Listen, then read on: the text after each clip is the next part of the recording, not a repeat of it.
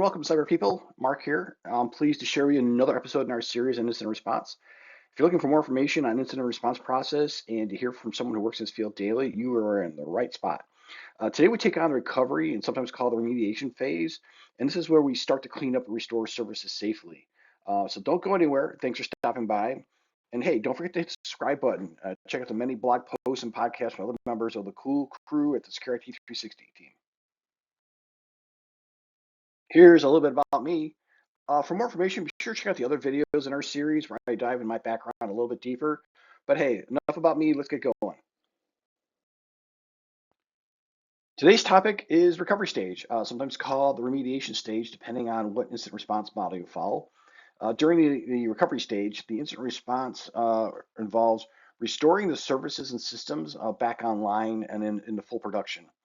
We now we attempt to fix what went wrong with systems and security a little more thoroughly. This is a little different from containment because containment we may be plugging holes rather quickly, and we may have identified long-term fixes that need to be implemented to prevent reinfection or reoccurrence. And this is where this stage comes in.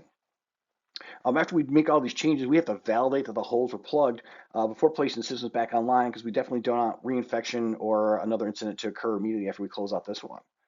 In the interim, we're closely watching for any indications, any signs that we need to roll back to a previous stage. Now that we have indications of compromise and we know what the threat actor did, if we start seeing the same traffic or same steps happening again, we know we didn't fix something and we need to fall back to containment and eradication phases. And this is our first attempt and hopefully our last to bring operational state back to normal. But as you recall, and we'll see here in a moment, in the incident response model, there's always opportunities or chances that you may be rolling back to other stages to go back and redo those steps in order to move forward. In summary, we're wrapping up, and our whole goal here is to get back to normal operations. So here we are at the recovery stage. If I could draw your attention real quick to our chart to the left, I mentioned that sometimes, like we see here in the recovery phase, we may find out that we didn't get everything, and then we got to fall back to containment and continue the process. And there's several times we may go through this loop of workflows just to make sure we get everything right and everything closed off. But when we're in the recovery phase, this is the time when we start to look at things like resolving the unaddressed vulnerabilities.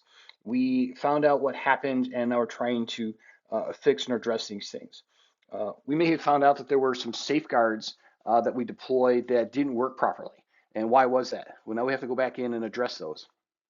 We now have, key indicators of what happened, and were these things that our monitoring missed that we, did not have proper intelligence on, or is there something where now we have new indicators we can add to our monitoring to look for enhanced attacks?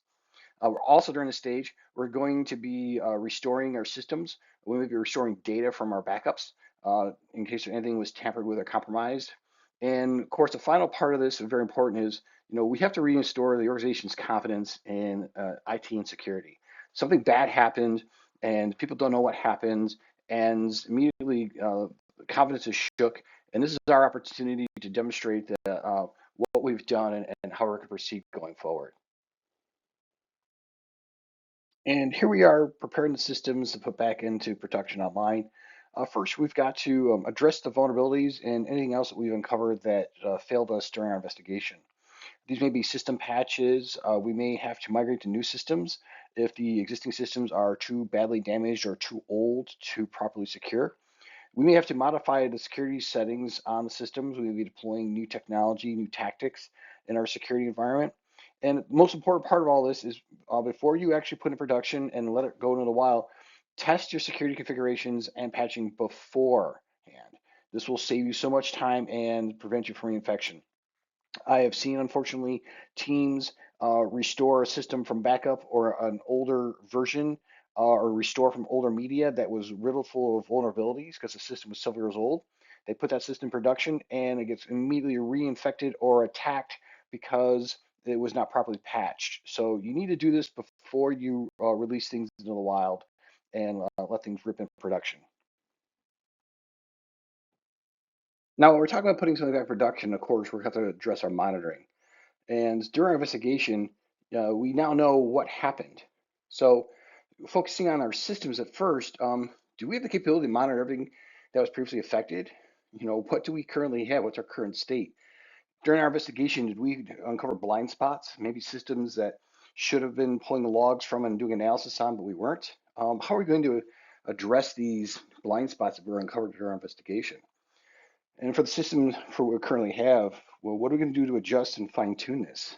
Um, were there warning signs that were missed early and that we should have detected?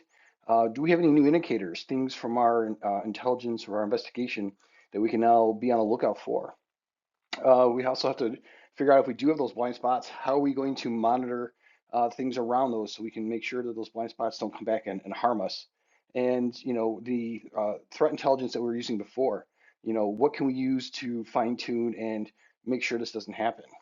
After remediations, we're going to look and see, hey, did our changes work? Are we now detecting uh, the incidents? Are there any signs of reinfections? Is there anything that's giving us alarm or cause? And do we need to roll back to the previous stage? During our monitoring, we're sitting here, we're testing our monitoring capabilities, but we're also watching the live systems. Are we starting to see some of the indicators come back to perhaps we didn't fully clean up the system as well as we should have or could have, and now we got to go back to containment remediation stage. And let's take a quick time out here to talk about the responder's advice. Protect your backups. Unfortunately, it's all too often to respond to incidents, and we found out that the backups are not in a good state, and definitely limits our capabilities and our options when we're talking about how we're going to handle an incident. Our backup systems is a part of the safety net. It's not the entire safety net, but it's definitely a key component. Protecting them ensures that no matter what happens, we've got a secure and untampered copy of the data that can be used to recover and rebuild from. Lengthy restoration times can lead to a significant financial impact on companies. And this is where threat actors sometimes will go in and they will attempt to harm or damage the backups, knowing that if you can't restore, you have no other option or very limited options and maybe compelled to pay the ransom. Because if you can restore from backups or restore your systems in a matter of a few hours, the ransom threat carries little weight. But if all of a sudden your backups are gone and you have nothing left and your entire company's future is at stake, now it's a different conversation to be had. The other thing is threat actors also like tech backups is that sometimes they may be planting their malware into the backups for a sign of persistence. So you think you're restoring a clean backup from your environment, only to be reinfecting yourself. So you spent all this time to contain or remediate. You restored your backups, but you had tampered backups, and now you're reinfected. Uh, One final thing that is often a tactic is creating additional attacks on backups or other systems during the chaos of the incident. This adds to some confusion as people are scrambling, and there tends to be an extra sense of urgency for the backups for the fact that they do aid in our recovery. And while this is going on, some threat actors have been known to work on exfiltration or other tactics during the attack. Their focus when that time wasn't the true destruction of the backups. They just wanted a diversion while they were silently taking your data off your network. And here's your advice about how to handle your backups. Store them securely, right? Any data that is backed up should be encrypted and secured with solid passwords, passphrases, or keys. The keys should be held in a secure fashion as well.